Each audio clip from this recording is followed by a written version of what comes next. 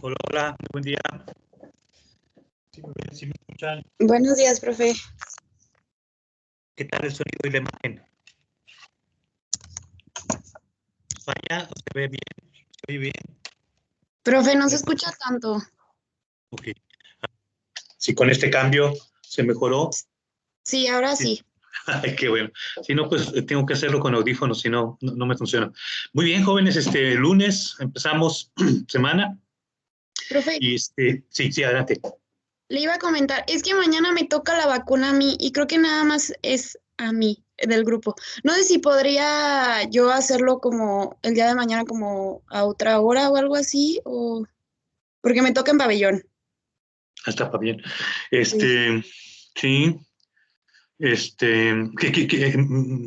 que sea mañana o lo ponemos otro día para Pues que si con quiere, calma? el mismo día de mañana, o sea, yo puedo como ya a las 12 más o menos, o sea, porque planeo ir desde temprano para que pues, no me Ok, toque tanta gente. ok, Entonces, sí, ya en la tarde yo podría. ok. Entonces, si quieres, pues proponme una hora, pues yo ahorita lo tengo abierto de 9 a 11 mañana para el grupo, pero lo puedo volver a abrir posterior a esa hora, y ya si tú me dices que a las 12, a la 1, pues lo vuelvo a abrir para que entres tú y contestes y hagas tu Sí, examen. yo creo que a la 1 estaría muy bien. Ok, tentativamente a la 1. Si hubiera algún cambio, me mandas un WhatsApp o un correo y ya lo adecuamos, pero tentativamente a la 1. Ok, Sí, perfecto. Ok, muy bien. muchísimas gracias. No de qué, Victoria. Muy bien, jóvenes. ¿Alguna otra cosa?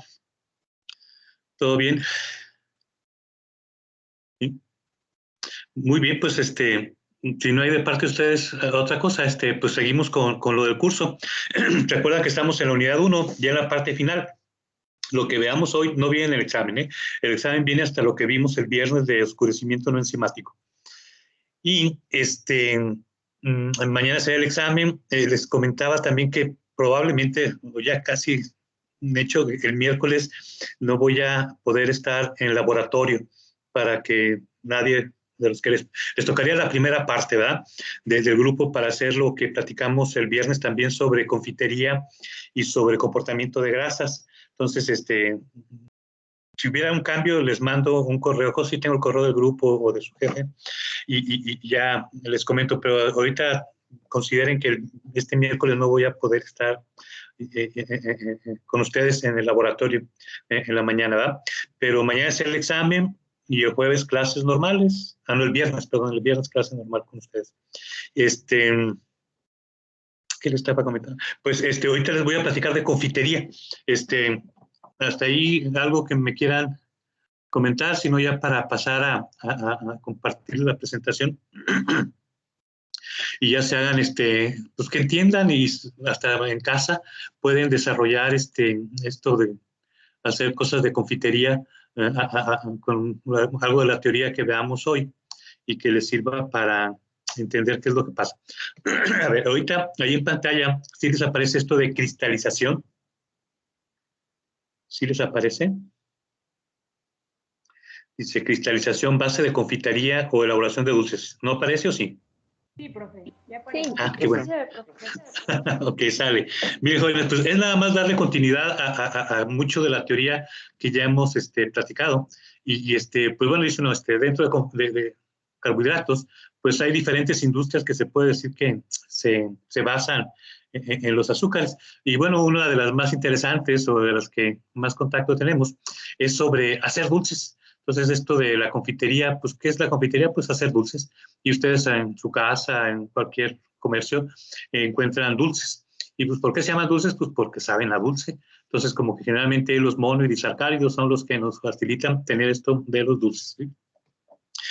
Pero antes de darle un poco de lógica a lo que es esto de fabricación de dulces, permítanme que les dé un poco de recuerdos o de repaso de algo de teoría que ustedes ya manejan, en donde se dice que esto de cristalización se considera como la base para poder entender cómo se elaboran los dulces.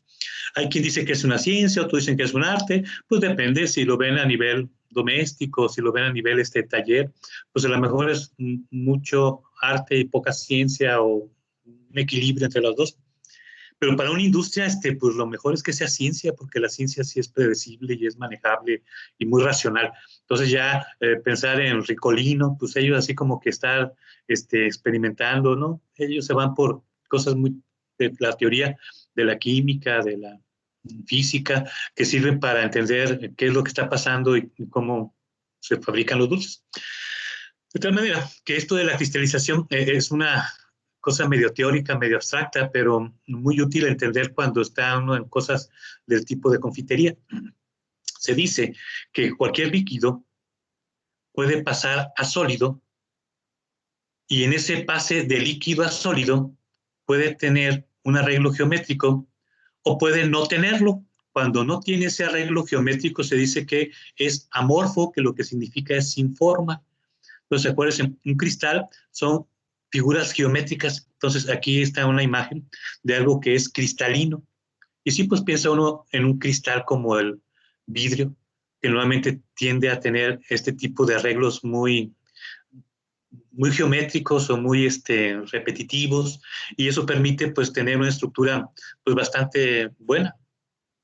Y dentro de eso también hay la posibilidad de que solo pase de estado líquido a estado sólido, pero sin tomar ninguna figura geométrica de un cuadrado, un rectángulo, un dodecaedro, alguna cosa así que dé la idea de cristalino, ¿sí? Entonces se dice que en ese caso pues son al azar, pero sí solidifican. Entonces hay sustancias que tienen por su propia naturaleza esa tendencia a formar cristales. De las que cotidianamente conocemos sería, por ejemplo, la sal de mesa. Les platicaba, bueno, lo vimos mucho para el azúcar, como el azúcar, siendo tan puro, es tan barato y es tan, pues geométricamente homogéneo, y eso permite que sea muy rentable convertir la sacarosa en azúcar de mesa. Otros azúcares les batallaríamos más si fuera lactosa, glucosa, maltosa, todos los otros azúcares que ustedes escuchan, pues sí, se pueden también tener de una manera separada, pero no forman cristales. El azúcar de mesa sí, la sacarosa sí forma. La sal de mesa es otra. Entonces, acuérdense, la sal de mesa normalmente es cloruro de sodio, y también hay sal refinada, que quiere decir que casi el 99 punto y fracción de su composición es cloruro de sodio. Prácticamente no tiene agua ni la sal ni el azúcar. Los polvos de hornear, eso que ustedes utilizan, el bicarbonato, para hacer que se hinchen las masas, pues también tiene la capacidad de formar cristales, y por eso es relativamente puro o muy puro y muy barato. Y también está todo esto de la confitería, que dice uno, ¿puedo yo mover las composiciones o los procesos para tener diferentes tipos de dulce? Normalmente estas características del cristal tienen mucho que ver sobre todo en la textura. Entonces, entre más perfecto o entre más seco o menos humedad tenga, pues normalmente tiende a ser más duros. Se dice que la diferencia entre el diamante y el carbón es que el diamante forma cristales y el cristal es muy, muy duro. Por eso utilizan a veces los diamantes para cortar cosas exageradamente duras. Entonces, ¿pero qué es el diamante? Pues es carbón, pero es carbón con un cristal perfecto, casi perfecto, que le da eso. Bueno, aquí no llegamos a cosa de diamantes, pero sí en cosa de caramelos o de postres, también en grasa se ve algo de eso. Y hay algunos alimentos procesados, que ya sea que porque tengan carbohidratos o porque tengan lípidos, también es importante ver esto de si forman o no forman cristales, y de eso sacar cosas relacionadas con su textura, ¿sí? Lo que es más o menos ustedes también ya hemos platicado, ya tienen algo de experiencia, es que la velocidad a la que se forma un cristal va a tener mucho que ver con el tamaño. ¿Se acuerdan que platicábamos que en el caso del agua, nosotros el agua la podemos congelar? Entonces, el agua es líquida a temperatura ambiente, pero a temperaturas bajo cero o de congelación, que precisamente congelación tiene que ver con que el agua se convierta en sólido. Si es una velocidad lenta, tienden a tener tamaño grande.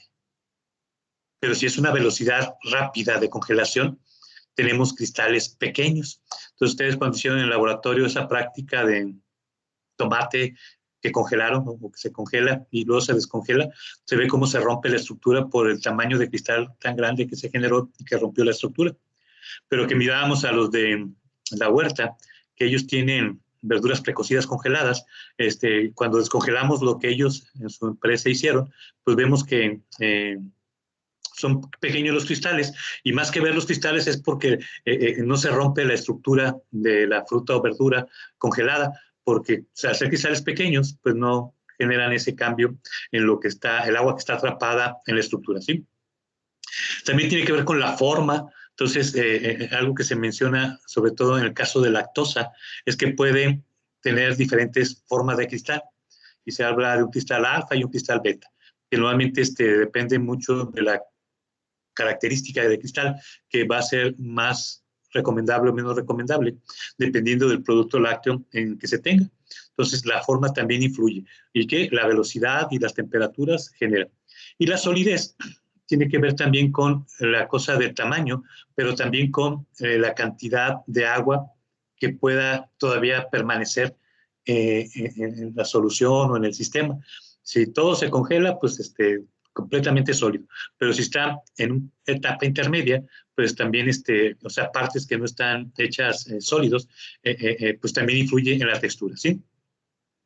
De tal manera que dentro de lo que es esta conversión de algo que está en estado líquido a algo que está en estado sólido, pues lo podemos ver desde dos puntos de vista. Una es que tengamos el solvente o la sustancia de manera pura, y esto lo podemos ver en el agua, un agua destilada, un agua potable, un agua de mar, lo que ustedes piensen, pero que sea básicamente agua, o consideremos que está de manera prácticamente pura, ¿sí? Y lo que pasa, y lo podemos ver en casa, que si le quitamos calor, pues se convierte en hielo. Pero ustedes pueden agarrar ahorita un vaso, échenle agua, métanlo al congelador y van a ver que para las 3, 4 horas o algún tiempo moderado, pues lo que era líquido se convierte en sólido. Entonces hay una conversión en cuanto a que estaba líquido a sólido, y en ese convertirse en sólido, normalmente el agua sí tiene arreglos geométricos, o sea, sí forma cristales. Entonces nosotros aquí tenemos algo en donde por solo quitar energía en forma de calor, hacemos este cambio de líquido a sólido. Y ahí están los cristales. Normalmente, si ustedes quieren cristales más puros, pues usen agua hervida. Y el agua hervida, por no tener gases disueltos, pues se ve mucho más translúcido, más cristalino, que una que si tuviera aire en su composición, o un refresco, si ustedes lo meten que tiene dióxido de carbono, por ser carbonatado. También notamos que sí, sí se hizo sólido, pero es un sólido no tan cristalino, ¿sale? Y por las impurezas que tiene. Entre más impurezas, menos perfecto es el cristal. Entre más puro sea la sustancia que se va a congelar, pues mejor arreglo geométrico tiene, o más perfecto es la sustancia geométrica, ¿sí? Y esto solo es válido para las sustancias puras, es decir, sin solvente. En el caso de los alimentos, pues normalmente los alimentos son soluciones, en donde tenemos un solvente y un soluto. Entonces, normalmente aquí habría que pensar que, aunque sí el agua, que normalmente se dice que los alimentos son sistemas acuosos, en la gran mayoría de los casos, pues sí está el agua, pero está el agua que está disolviendo algo. En el caso de confitería, pues van a ser azúcares como la sacarosa, glucosa, lo que le echemos ahí que sea en naturaleza polar, tiene la capacidad de ser disuelto, y tenemos ahí soluciones. Lo que sí es que en el desarrollo de los cristales se habla de que para que se inicien se requiere la formación de centros de nucleación, que serían así como las semillitas o los primeros arreglos geométricos que se dan para que sobre eso se empiecen a añadir más moléculas de la sustancia a cristalizar, tomen la forma del cristal, del que es su naturaleza, y van a ir creciendo y creciendo, y entre más tiempo, pues más grandes van a ser esos cristales. Entonces, eso es lo que provoca que en un cristal haya una gran cantidad de moléculas, pero todas del mismo tipo y con la misma orientación. Entonces, estos centros de nucleación como que sirven como una especie de molde de qué es lo que hay que hacer. Normalmente, en una sustancia pura, en el caso del agua, se sabe que es normalmente a menos 2.8 grados. O sea, uno piensa, el agua se congela a 0 grados. Sí, pero ya que formaste los centros de nucleación, y normalmente se requiere un extra o un plus de quitar calor para que se formen estos centros. Y aquí, ahora sí, se va a 0 grados y ahí empieza a haber todo este desarrollo de cristales. Si nosotros se los agregamos de manera intencional para que tenga el tipo de cristal y que no se tarde, no se tenga que meter más energía, pues más eficiente va a ser esta conversión a cristales. Y se puede dar de las dos maneras, ¿sí? Ok, entonces lo que podemos pensar es, en el caso de la confitería, se dice que la solubilidad del azúcar en agua es de aproximadamente 204 gramos de azúcar por cada 100 gramos o mililitros de agua. Esto quiere decir que nosotros podemos disolver como máximo 204 gramos de azúcar en cada 100 gramos de agua. Esto es, el agua es un solvente polar, el azúcar es un soluto polar, se puede disolver, pero tiene un límite, o sea, no es ilimitado a que toda la azúcar o toda la sustancia polar que se ponga, el agua tiene la capacidad de disolverla. Por eso es que nosotros podemos pensar que hay agua, como el agua destilada, que no tiene nada de soluto, es puro H2O. Si es agua destilada, y más si es bidestilada. Pero ya con la destilada piensen que es solo agua, solo H2O. Y que es el disolvente universal, nosotros le podemos agregar cierta cantidad de soluto. Dependiendo de la cantidad, pues podemos tener una solución diluida, como las que ustedes preparan a veces en laboratorio, cuando le echan agua, le echan azúcar al café o al refresco, al agua, alguna cosa, pues tiene una cantidad de soluto moderada que fácilmente se disuelve. Si le siguen agregando, pues van a llegar a tener una solución concentrada, en donde sí están disueltos, pero ya están en grandes cantidades. Aquí quizás la miel sería un buen ejemplo de una solución que tiene muchos azúcares. Pues ustedes lo ven que glucosa, fructosa, sacarosa están ahí disueltos en la miel. Sabe muy dulce y muy viscosa, que más o menos nos da una idea de que sí hay muchos solutos disueltos. Pero ya que se llega a esa solución concentrada, si continuáramos agregando el disoluto, pues se va a llegar al límite de la capacidad de disolver del agua y vamos a llegar a lo que es una solución saturada, que es donde fácilmente se puede dar el caso de que empiecen a separarse los solutos en manera de sólidos. Esto sería una forma de decir que algo que estaba líquido o en solución se pasa a un estado sólido. Y ustedes en la miel lo pueden ver. La miel, sobre todo en tiempo de frío, es muy común que, como pierde su capacidad o parte de su capacidad disolvente el agua, parte de los azúcares que estaban disueltos se empiezan a precipitar y se ve dentro de la miel pues, que hay mucha cosa sólida, sobre todo en el fondo, que son los azúcares que no pudieron seguir disueltos porque bajó la temperatura. Y algo que hacen las mamás, ustedes mismos lo pueden hacer, ponlo a calentar en baño María, se vuelve a entibiar el agua, y al volverse a entibiar, el agua aumenta su capacidad disolvente y es muy probable que esto que estaba separado del agua se vuelva a meter a la solución y tener nuevamente eso. O le pueden echar algo de agua, ya diluyen, y ya con ese diluir, pues ya pueden ustedes disolver cosas que estaban en el fondo. Entonces, esto nos sirve para entender que dependiendo de la capacidad, bueno, de la temperatura, es la capacidad del agua para poder disolver. Entonces, ahorita decíamos de que era de cierta capacidad de disolver sacarosa en agua, pero también hay que considerar a qué temperatura está. Entonces, aquí vemos en este diagrama, en donde en el eje de las X tenemos la temperatura y en el eje de la Y tenemos los gramos de sacarosa por 100 gramos de agua, pues vamos a ver que a una temperatura de 20 grados pues hay cierta capacidad, 204, decía hace ratito, para disolver el azúcar. Pero si yo caliento la solución, a medida que va aumentando la temperatura, la capacidad de disolver del agua hace que se tenga un aumento en la capacidad de disolver. Y así podemos sacar una curva de solubilidad de disoluciones saturadas. Pues sigue estando saturada, pero generamos algo que todavía no genera precipitados, ¿sale? Entonces, esta relación de cantidad de sacarosa disuelta por temperatura, también nos es muy útil para entender lo que pasa en confitería. Y también, algo que ustedes ya manejan por las propiedades coligativas, es que la temperatura de ebullición se modifica a medida que se van concentrando los solutos.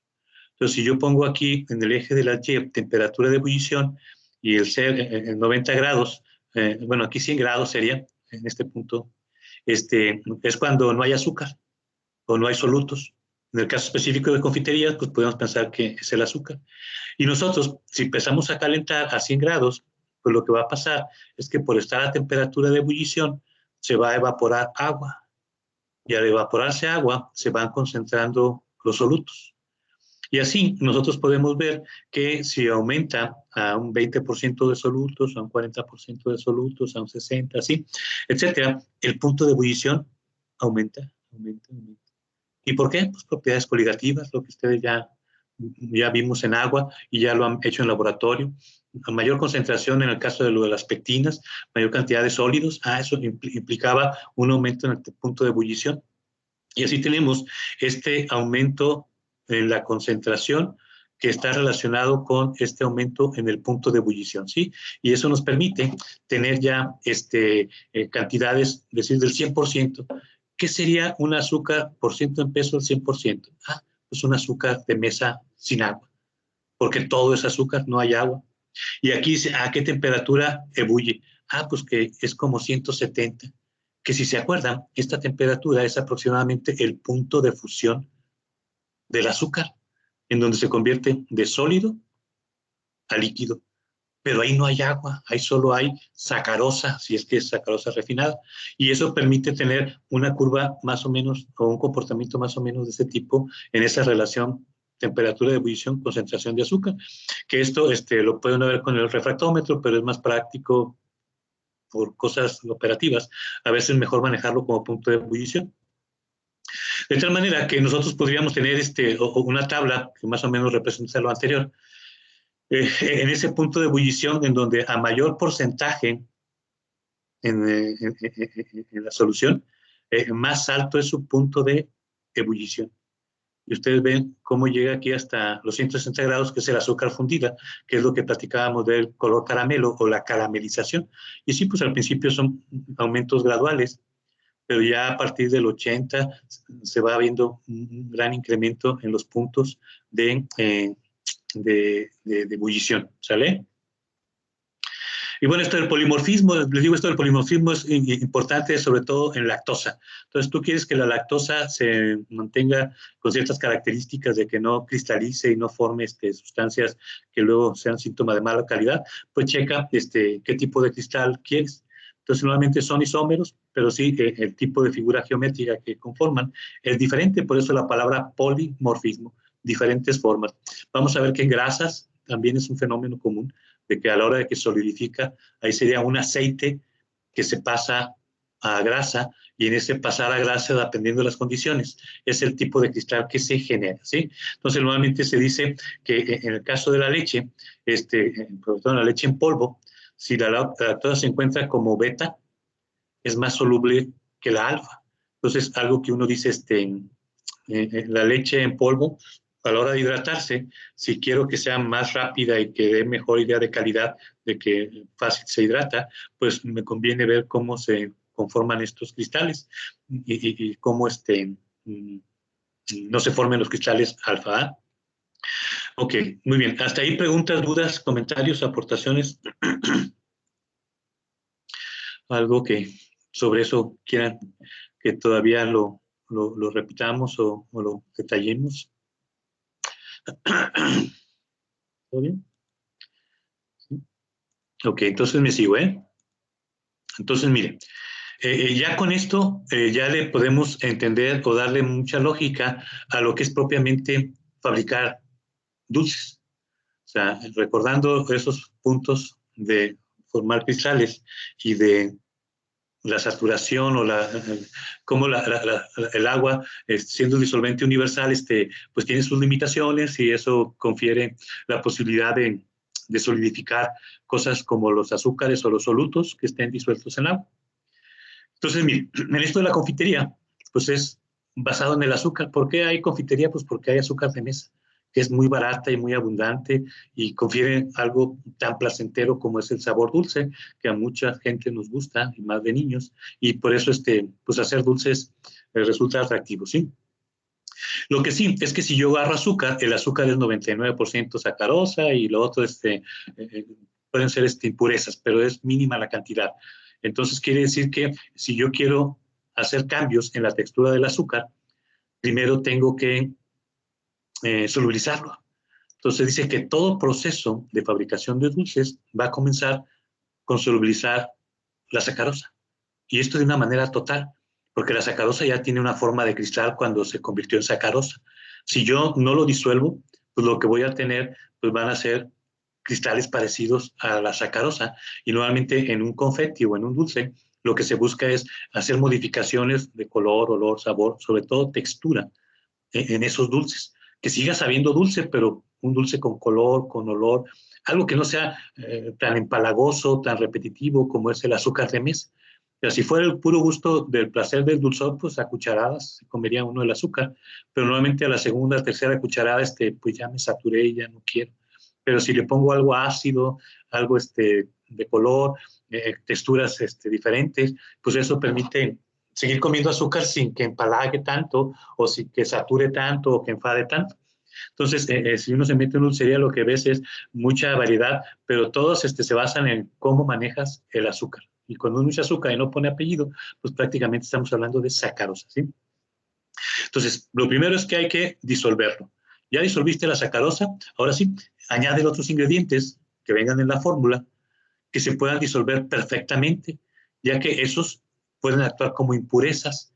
Entonces, si no lo disuelves y ya tiene forma de algún tipo de cristal o es muy diferente a lo que es la sacarosa, entonces quiere decir que si lo disuelvo, se acabaron los cristales, empiezo de cero y empiezo a generar nuevos cristales. O las impurezas que se tengan no van a quedarse separadas de lo que es propiamente el dulce. Entonces, normalmente ya se tiene que preparar una solución. Y esa solución, pues, es la que vamos a calentar. Y a medida que se calienta, hasta el punto de ebullición, pues se va perdiendo agua. Y al perder agua, pues se concentra la solución. Entonces, la solución es soluto más solvente. Empiezo a evaporar solvente, la cantidad de solutos sí igual, queda constante, pero por tener menos disolvente, pues se tiene una mayor concentración.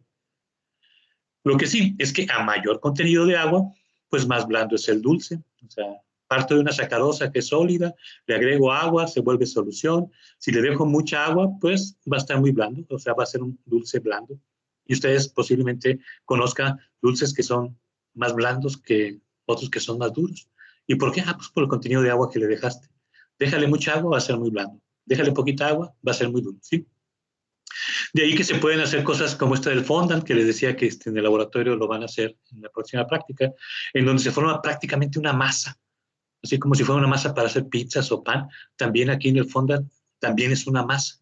Pero sí, es el azúcar más otros ingredientes, que la grenetina, que la glucosa, que el jarabe de maíz, cosas que le dan diferentes características de textura. Y este fondant pues, se puede utilizar para cubrir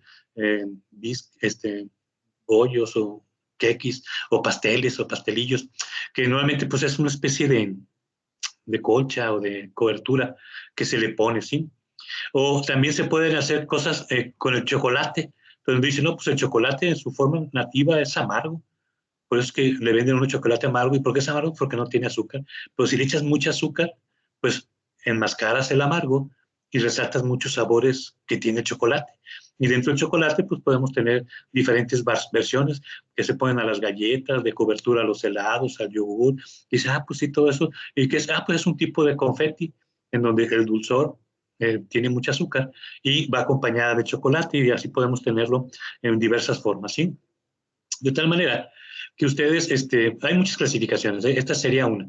Una es la que se llama de caramelo duro, que serían todos estos dulces que uno se los pone en la boca y prefiere durante un tiempo al menos, con la saliva, irlo disolviendo. Y al irlo disolviendo, pues nos va dando el sabor dulce, o a veces nos llega la desesperación y lo mordemos y son muy crujientes, ¿verdad? Entonces, normalmente para generar este tipo de caramelo duro, se dice que hay que tener una solución súper saturada, en donde se deja del 1 al 2% de agua. Entonces, con esta cantidad de agua es normalmente lo que tienen estos dulces. Nunca se van a echar a perder, pues, o tan poquita agua, la actividad de agua bajísima. Entonces, con esto no se echan a perder. Nuevamente se les pone un empaque para que no tomen humedad del medio ambiente y se pongan pegosteosos, pero en general su vida en aquel es muy, muy grande, ¿verdad? Puede decir uno, ¿cómo conseguí que el azúcar se convirtiera en todas estas cosas? Pues hiciste primero una solución, generaste una formulación en donde tuvieran este tipo de contacto, la sacarosa con esos otros componentes y generas este caramelo duro. Y pues sí, la dureza es obvio, con un martillo, si lo golpean, pues se va como un cristal, se va a comportar y va a romperse en muchas piezas pequeñas, ¿sí? Y también está la posibilidad de hacer algo que tenga una textura chiclosa, que dicen, esta como que yo siento que es más suave o lo puedo masticar, o no es necesario nada más estarlo salivando para que se disuelva. Aquí es hasta a veces es de chicloso, de chicle, de que tiene textura así, pues muy plástica. Y para esto nosotros necesitamos dejarle al final de un 8 a un 22% de agua. Y para que sea amorfo y que no forme cristales que den idea de cosas que cortan en la lengua, se agrega también jarabe de maíz o azúcar invertido. Puede uno agregar azúcar invertido o uno puede echar una sustancia ácida que haga esto de hidrolizar la sacarosa y hacer ese cambio a glucosa y fructosa, que es lo que conocemos como azúcar invertido. Y de esta manera, estos azúcares no cristalizan, o sea, sí se vuelven sólidos, pero de manera amorfa. O se pueden agregar cosas de leche. En el caso de la leche, como que le da un sabor y un color característico a los dulces de leche. Entonces es muy práctico que leche de cabra, leche de vaca, diferentes tipos comerciales lleven leche. Y si se fijan, tiene mucha reacción de Maillard, normalmente son más oscuros, porque aquí hay mucha lactosa que cuando se calienta pues da reacción de Maillard y eso hace que desarrolle mucho color, olor y sabor en ese tipo de dulces. Pero lo que más importa es que tengan esto que parece chicloso, ¿va? O existe la posibilidad de hacer gomitas, en donde sí se deja agua de 8 a 22%, se agrega jarabe de maíz, igual que acá, pero se le agrega algo que forme geles, como puede ser la pectina o la grenetina. Entonces aquí esta agua se va a empezar a atrapar con todo el azúcar y el jarabe de maíz que esté disolviendo en esos geles y eso da otra textura. Entonces dicen, sí, los chiclosos tienen su textura, pero los gomitas tienen otra textura. ¿Y por qué? Pues porque aquí usaste sustancias gelificantes como la pectina o la grenetina y eso se ve mucha la diferencia. O está la opción de hacer bombones. Los bombones es una textura también muy diferente a la anterior. Pues aquí como que también se tiene eso de que se deja agua, también se usa jarabe de maíz, pero se usa un agente atrapador de aire. De los primeros o los inicios era la clara de huevo. A lo mejor ustedes en casa les ha tocado eso de que la mamá va a hacer merengue o alguna cosa en donde separa las claras de lo que son las yemas del huevo. Y con la pura clara empieza con una batidora a agitar. Y con ese agitar se forma una espuma que posteriormente lo utiliza para pues alguna cosa donde quiera uno tener aire atrapado. Y generalmente eso también se puede utilizar esa textura con el fin de tener esta composición donde uno dice, pues está muy esponjoso, muy gomoso, ¿y qué es lo que lo hace eso? Pues podría ser el agua y en parte es el agua, pero también mucho es el aire que se tiene atrapado. Entonces se tiene esta aireación y se genera un estiramiento de lo que es la propia clara y de los componentes y tenemos ya otro tipo de textura, ¿sí? Entonces, dependiendo de lo que se quiera hacer, pues se van manejando diferentes composiciones. Lo que sí, y pues es ya más o menos repetitivo, la temperatura de un jarabe para un dulce indica la concentración de la solución. Entonces tú dices, ¿cómo sé que tengo 12 a 18% de agua en caso de bombones o de 1 a 2% en el caso del caramelo duro? Pues ¿qué temperatura de ebullición tienes? Entre menos agua tengas o más saturado esté la solución, más alto va a ser el punto de ebullición. Y de esa manera se puede tener la temperatura o el punto en el que se generan diferentes texturas o dulces. De tal manera que una forma de manejar esos valores es en función a la temperatura de ebullición. Entonces aquí les puse una tabla en donde, bueno, lo que es un jarabe o un almíbar que les platicaba de la práctica, También, pues esto de que se forme algo que se llama hilo, que es el punto donde se tiene que el jarabe forma hilos cuando gotean del tenedor o de la cuchara, o de agarrarlo con el dedo y estar extendiendo el índice y el pulgar y ver qué tal. Y más o menos a presión atmosférica, esta sería la temperatura en la que se alcanza esto. Pero aquí en Aguascalientes, por tener un punto de ebullición diferente, pues se tiene que determinar para las condiciones. O si quieren hacer fonda, tofuch, pues más o menos cuál es el punto del agua fría o del punto de ebullición en donde tenemos la posibilidad de generar esto. O en el caso del caramelo, que sería una bola firme porque es duro, también las temperaturas, ven cómo va aumentando la temperatura en función de la concentración. Y eso es lo que va generando diferentes tipos, hasta llegar a cosas como el turrón, los malvaviscos, los bombones, etcétera, ¿sí? Y también esto lo puede, y es lo que ustedes van a hacer en el laboratorio, que cuando es punto de hilo, de bola suave, de bola firme, de bola dura, quebradizo y punto quemado, ¿sí? Todos esos nos representan puntos que a nivel doméstico o a nivel artesanal, pues dan. Este es el que les digo que les gusta mucho a los estudiantes cuando les dejan que llegue a ese punto de pluma y que se sopla, como hacer pompas o burbujas de jabón, y aquí también se forman este tipo de isionado, porque es que ya están, la molécula de sacarosa son polares y son muy pegostiosas. Cuando ya está a cierta concentración, alcanzan a juntarse y actúan como agentes atrapadores de aire, y se forma una espuma o una pompa que tiene que ver con esto. Y más o menos son el tipo de cosas con las que se pueden manejar, ¿sí? Muy bien, jóvenes. Preguntas, dudas, comentarios, aportaciones.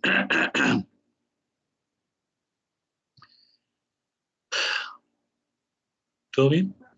Yo tenía duda del azúcar invertido. El azúcar invertido, sí. Entonces, o sea, va a ser a partir ya de la sacarosa, ¿verdad? Sí. O sea, puedes tener las dos formas, pero la más cómoda es que la misma sacarosa, por el pH del medio, haga esa hidrólisis, ¿sí? Ok, profe, gracias.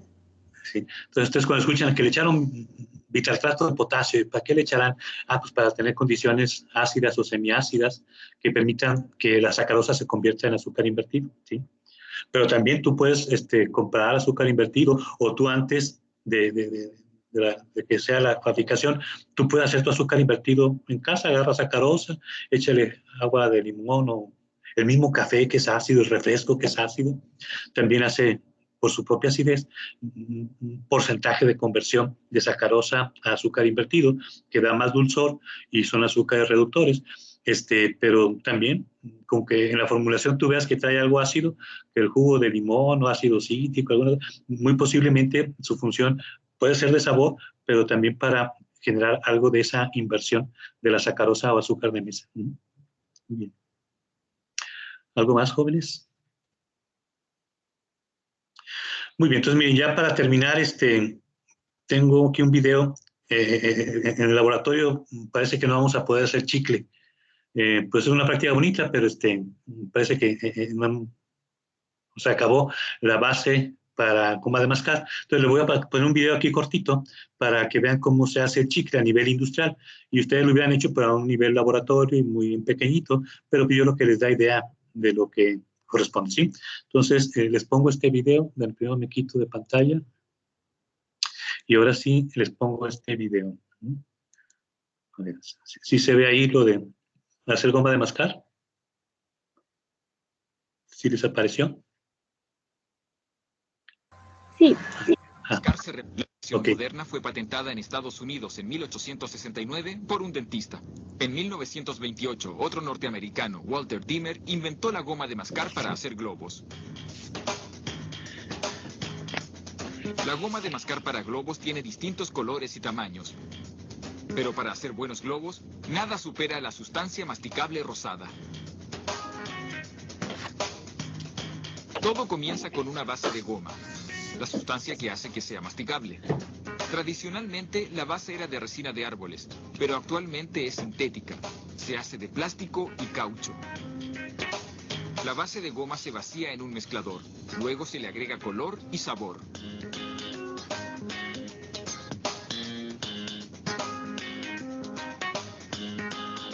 Cuando comienza a mezclarse, se le agrega jarabe de glucosa para endulzar la receta.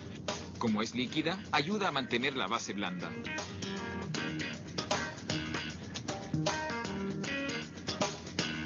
Luego se agrega dextrosa, un endulzante en polvo. Los ingredientes se mezclan alrededor de 20 minutos. Al mezclarse se produce calor, lo cual ayuda a que todo se derrita junto.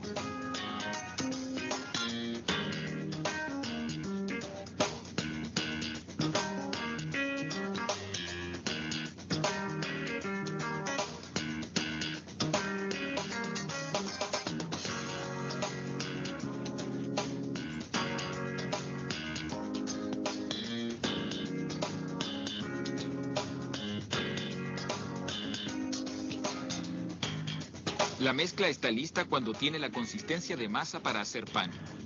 Entonces se transfiere en un carro a una máquina llamada preextrusora. La máquina hace pasar la mezcla por una apertura estrecha. Es como apretar un tubo de crema dental. Esto transforma la gran masa en cintas manejables que luego pueden pasar por los extrusores.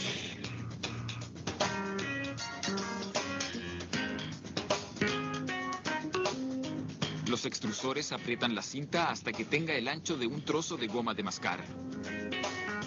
Sale como una tira larga y continua que más tarde se corta en trozos pequeños. El proceso de extrusión calienta la goma de mascar. Si se cortara y envolviera ahora, la goma quedaría adherida al envoltorio. La siguiente etapa es la cámara de enfriamiento.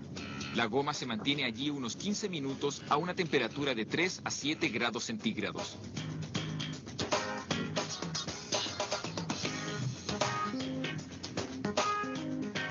Cuando la goma sale, ya está lo bastante fría para el corte y la envoltura. Una máquina hace ambos trabajos en una fracción de segundo. En cámara lenta se puede apreciar una tira continua de goma de mascar que entra por un extremo, a medida que la máquina la corta en pequeños trozos. El aparato empuja cada trozo a un envoltorio de papel mantequilla y enrolla ambos extremos para cerrarlo.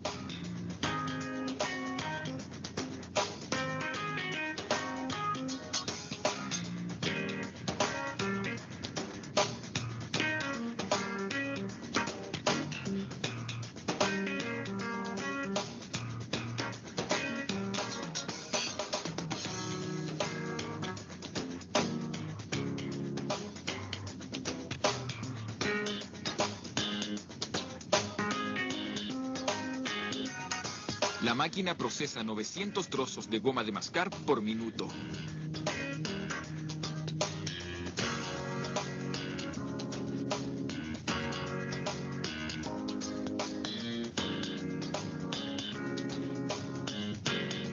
La última etapa es el empaque.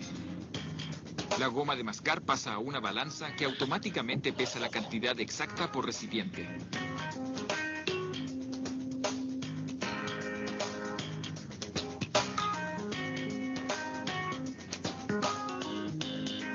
El recipiente es sellado con plástico para que quede hermético, de manera que la goma se mantenga fresca.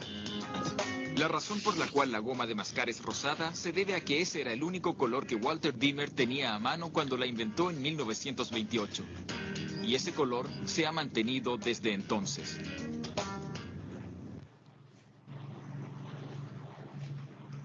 Saber cuándo el chocolate se introdujo por primera vez en nuestras bocas resulta complicado. Lo que no ha faltado nunca son motivos para hacerlo. Muy bien, jóvenes. ¿Preguntas, dudas, comentarios? Sí, yo tengo una duda. Sí. ¿Por qué el chicle cuando ya está viejo y sobre todo los chicles como esos que están como azucarados demasiado, o sea, no como los Trident, sino para niños, ¿por qué se vuelve duro? ¿Pierde agua o en qué pasa? Sí, básicamente, normalmente el empaque debiera proteger para que no pierda agua, pero hay empaques más herméticos que otros, o si tú le quitas a cualquier chicle, de esos Trident o lo que sea, el empaque, normalmente el papel aluminio es de los mejores empaques para para que no escape pues nada, y entre esos está el vapor de agua. Entonces, normalmente con el tiempo, si no están almacenados de manera correcta o el empaque no está dando la hermeticidad pues, al 100%, esa evaporación de agua se manifiesta en una rigidez, en donde uno percibe que no están tan plásticos o tan moldeables como cuando están recién hechos o que se almacenaron de manera correcta. Entonces, sí, o no se hicieron bien o no se almacenaron bien, o el empaque no es el adecuado para eso. Y tú ahorita por lo que dices de Trident, pues es una marca más o menos cara. Entonces, como que ellos sí le han de invertir más a cosas de calidad, como el empaque o la forma de almacenarlo, que los que son más baratitos y que no tienen un precio que amerite tanto invertirle en cosas como esa. Pero sí está muy relacionado con pérdida de humedad. Y es lo que uno percibe, eso quebradizo. ¿Y por qué antes era plástico y era gomoso? Y ahora que pasó el tiempo lo siento rígido. Y sí, y también en muchos chicles se usa el centro de goma de mascar, en donde la propia capa externa del dulce, esos que son así de chicle de bola, y todo lo de afuera es un caramelo y lo del centro es lo que viene con goma de mascar. Entonces ahí el mismo empaque lo representa el dulce. Ese evita que se evapore el agua que está en el centro o que salga el agua y se quede. Y por eso es que en los chicles que vienen cubiertos de dulce es más difícil ver eso de resequedad que mencionas. También como cosa interesante, es un confeti, pero aquí la textura viene de la base de goma de mascar. Aunque dice uno, sí es un dulce, yo siento que es dulce y que el color, el sabor, muy parecido a todo lo de confitería que hemos platicado, que ustedes ven. Pero aquí la textura, ¿quién se la da? Pues más que nada, que también influye, la propia base para goma de mascar. Es la que, dependiendo de las características de esa goma, es los resultados que tenga. Y se pueden utilizar agentes plastificantes, les dicen, como puede ser la lecitina o alguna otra cosa que le dé suavidad y que no se evapore tan fácil como el agua y que ayuda a tener por más tiempo las características de textura pues chiclosa, así como esperamos que funcione cualquier goma de mascar. Sí, muy bien. ¿Alguna otra cosa? De los chicles o del confeti. Bueno, miren, yo con esto termino la unidad 1. Ya era lo que les tenía que platicar de agua y carbohidratos en alimentos. Si en algo todavía creen que faltó, pues me dicen y tratamos de integrarlo. Pero si no, ya termino unidad 1. En la próxima clase empiezo con unidad 2, que tendría que ser con lípidos y proteínas en alimentos. Y mañana está el examen. Entonces yo voy a estar ahí en plataforma, pero en el chat. Entonces, si hubiera algún problema de que, oiga, esta pregunta o alguna cosa, pues ahí en el chat me pueden comentar y ya trato de resolverles. O si no, lo dejamos para después las dudas o las cosas que hubieran visto por ahí que no están muy correctas, ¿sale? Y les platicaba eso. Si no les aviso otra cosa, pues este miércoles no habría práctica presencial de la materia, ¿sale? Muy bien, jóvenes. ¿Algo más? ¿Sí? Bueno, pues si de parte de ustedes no hay nada, mañana el examen y el viernes empezamos unidad 2 del curso. ¿Sale? Que esté muy bien, ¿eh? Gusto estar. Gracias, hasta luego. Sí, a ustedes, hasta luego. Gracias. Gracias. También a ustedes.